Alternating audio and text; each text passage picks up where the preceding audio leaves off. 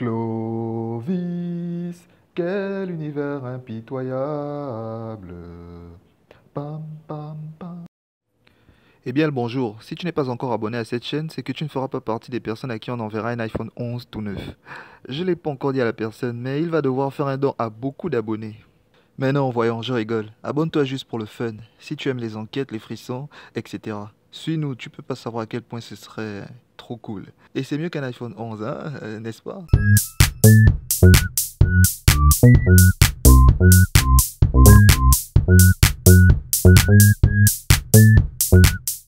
Ok, aujourd'hui je me pose toujours cette question.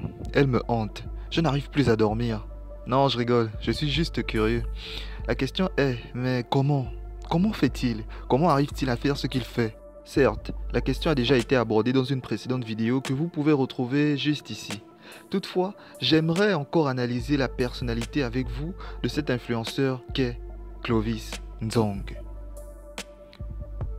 Mais avant cela, est-ce que vous avez déjà entendu parler de Machiavel, ou plus précisément de la théorie de Machiavel? Non, je t'assure, il y a bien évidemment un lien avec le sujet. Alors n'appuie pas sur une autre vidéo, laisse-moi te présenter mes arguments.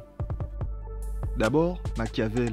C'est un célèbre penseur, voire philosophe italien originaire de Florence. Il est mondialement connu pour ses œuvres, dont Le Prince, paru en 1531, et le discours sur la première décade de Tite-Live. C'est en fait de lui que vient l'adjectif machiavélique, à cause des opinions ou des théories qu'il développe dans son œuvre Le Prince. Machiavel a largement influencé la philosophie politique, d'où le terme machiavélien qui désigne tout ce qui provient de cette pensée. En gros, dans son œuvre le plus connu, Le Prince, Machiavel ou Nicolas Machiavel conseille au prince de mentir au peuple pour garder le pouvoir. Il met ainsi le mensonge comme un élément fondamental pour gouverner, pour régner, pour être apprécié. Le prince en définitive doit alors être ou paraître comme ce qu'il n'est pas. Au final, être machiavélien renvoie alors au fait de pouvoir se mettre dans la peau de quelqu'un d'autre, dans la peau d'un héros, d'un monstre ou dans la peau d'un idiot. Mais voyons, attends une minute. Ne serait-ce pas là un élément essentiel pour comprendre la personnalité de notre très cher Clovis? En effet, Clovis Nzong est un jeune influenceur qui se fait connaître sur les réseaux sociaux au départ par son arrogance. Il s'autoproclame sans un quelconque avis comme étant l'homme le plus beau du Gabon. Le Gabon étant son pays, et puis plus tard comme l'homme le plus beau, tout court. Ce qui va attiser la colère de nombreux internautes, partageant ainsi ses publications afin de rire et de se moquer de ce dernier. Mamma mia, c'est bien là le problème, c'est là où Clovis Nzong est né. C'est à ce moment qu'il a compris qu'il devait tout faire pour réussir, qu'il devait se servir de cette haine pour percer. Il devait à tout prix adopter la théorie de Machiavel, être machiavélien en se mettant dans la peau de l'idiot. Mais là encore, en principe, cette théorie est bien plus complexe que cela, car Clovis Nzong, certes, se mettait dans la peau de l'idiot, mais l'idiot à ce moment-là serait peut-être l'internaute qui le fustige, car cette théorie veut que lorsque l'homme, qui est rationnel, constate qu'il a affaire à un idiot, il doit être prêt à renoncer à convaincre. Aussi cher que cela lui coûte, il doit, s'il souhaite garder ce qu'il a créé, se faire machiavélien. Clovis ne cherche plus à se défendre, il accepte les critiques. Il se met donc à la place de celui qui le critique. Il se met alors à la place de l'idiot. Des critères fondamentaux pour la théorie de Machiavel.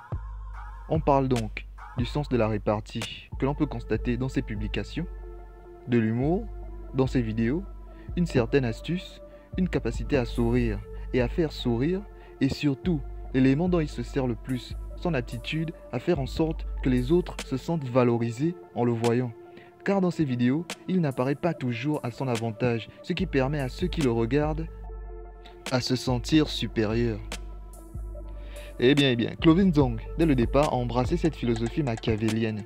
Ce qui me pousse encore à croire en mon argumentation, c'est son entrejambe. Non, je rigole, voyons.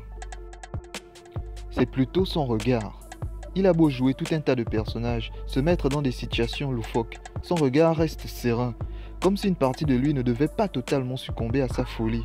Être machiavélien n'est pas facile, car l'esprit rationnel est habitué à penser, à déduire, à débattre.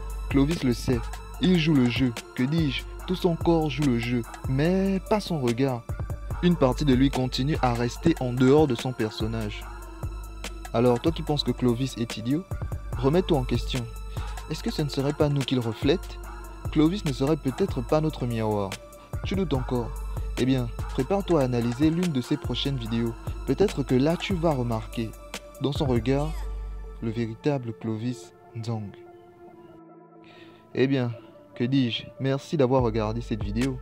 Merci de t'être abonné. Qui sait, un iPhone 11 est peut-être en train de t'être envoyé.